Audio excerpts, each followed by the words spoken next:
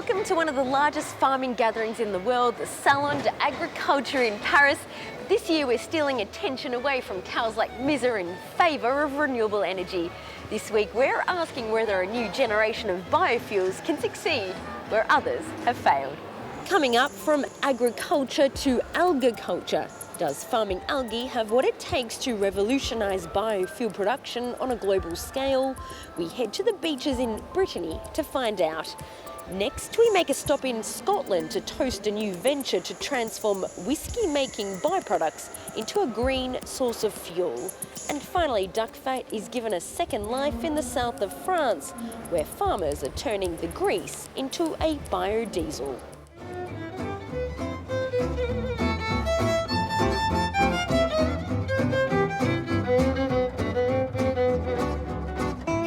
Nestled among the sunflowers and the canola, we've come across the sugar beet. Yes, a source of sugar to eat, but also a source of bioethanol.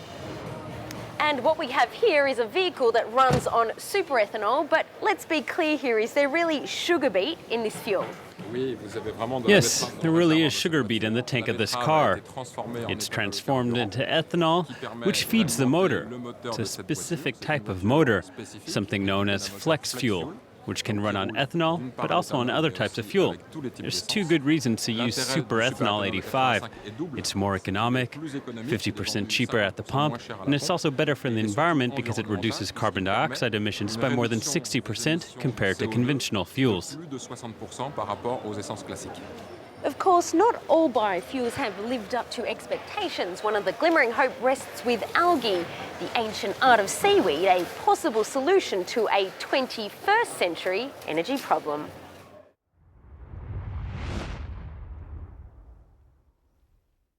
At low tide, this beach is an outdoor laboratory for the scientists who work at Roscoff, home to 700 different algae species, the largest collection in Europe.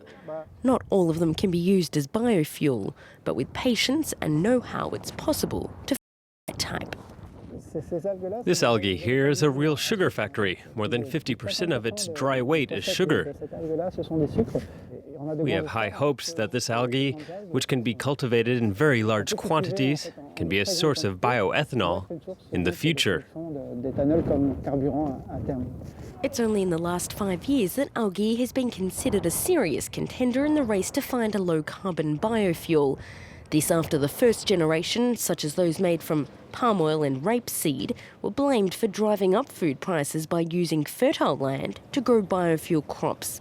By contrast, algae grows in the sea. Algae is less dependent on using land that would otherwise be destined to be food, and that's a big advantage. Research into macroalgae or seaweed is focusing on how to turn its high sugar content into bioethanol. On the other hand, the much smaller microalgae has a high percentage of lipids or oil, a perfect candidate for biodiesel. So these are all cultures of microalgae.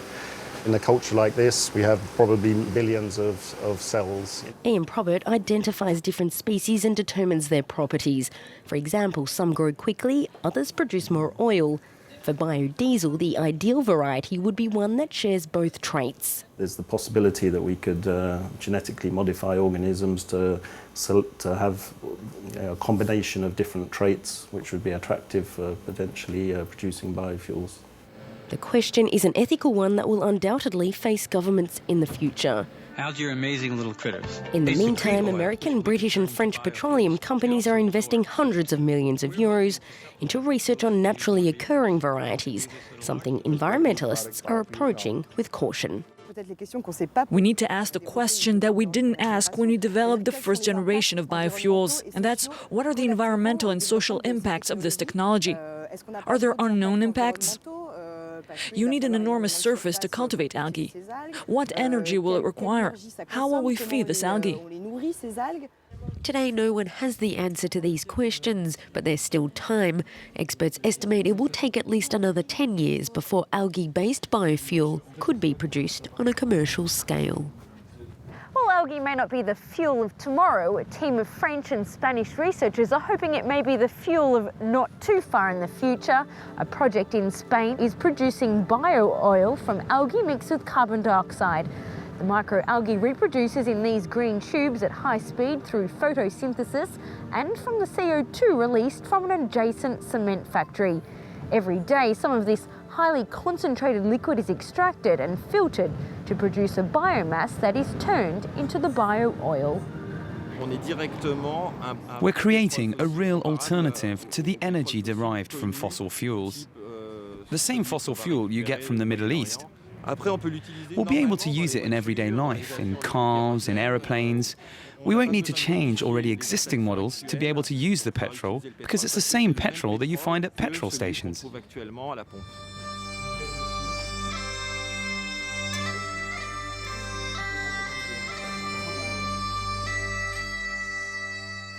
Here at the Maison de Whisky, there's literally hundreds of labels on offer, and not surprisingly, the large majority of them come from the home of whisky itself, and that's of course Scotland. Whisky is already a cornerstone of the Scottish economy, but now scientists have discovered a way to turn byproducts from its production into a low-carbon biofuel. Our correspondents in Edinburgh went to see how it works.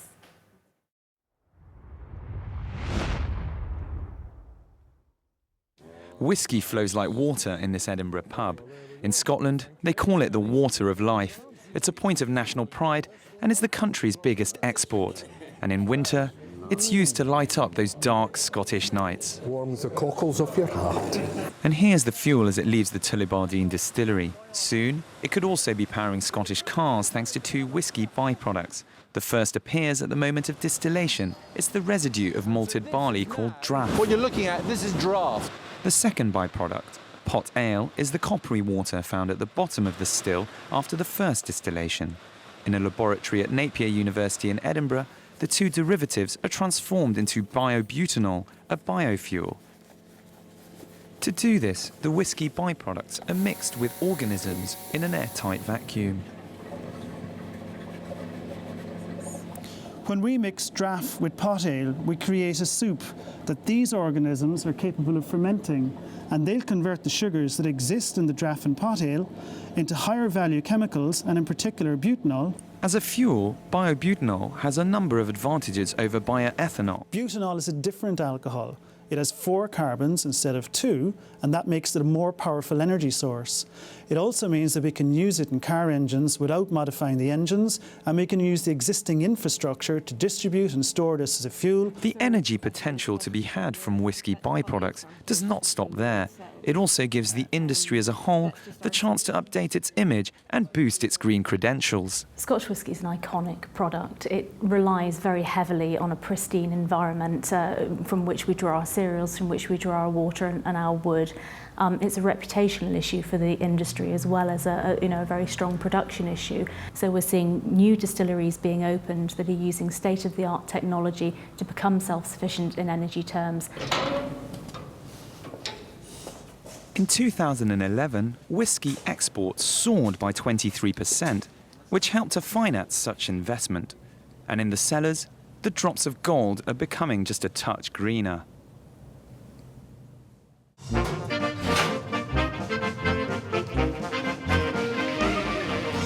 One could say that Scotland's love affair with whisky is equally rivaled by France's appreciation for duck, and nowhere is that more obvious than in a kitchen with a chef from the southwest.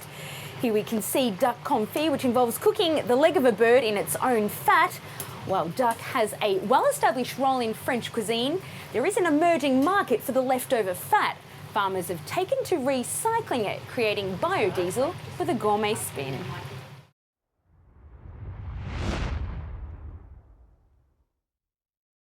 It looks like a regular tractor, a standard motor making its ordinary noise. But when it goes to fill up at this farmer's cooperative pump, there's something a bit different about the fuel going into the engine. This biodiesel is homemade with an unexpected byproduct from the farm. Well, it's made from a mix of duck fat and oil from the fryer, which is transformed through a process called esterification. And from that we get this biodiesel, which is a green fuel. In the Dordogne, it's something of a local industry, and it's no coincidence since there's no shortage of raw material in frying pans across the region. Everything you see there in the pan, we'll extract that afterwards. We don't want to put that in the dish because it's not very tasty anyway. Instead of pouring it down the drain, 20 restaurants in the area save their duck fat. It's then sent off for processing, where it's heated and alcohol's added to the mixture. The first pressing reveals a watery form of biodiesel that's not yet fit for use. The price of this hybrid fuel comes in at around the same as regular agricultural diesel.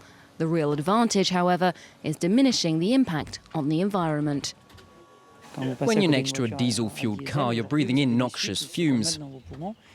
Now we've analysed emissions from this biodiesel, and we've proved that they don't produce the same kind of fumes. Just 3 vehicles are running on duck fat for the moment. It's still at the experimental stage.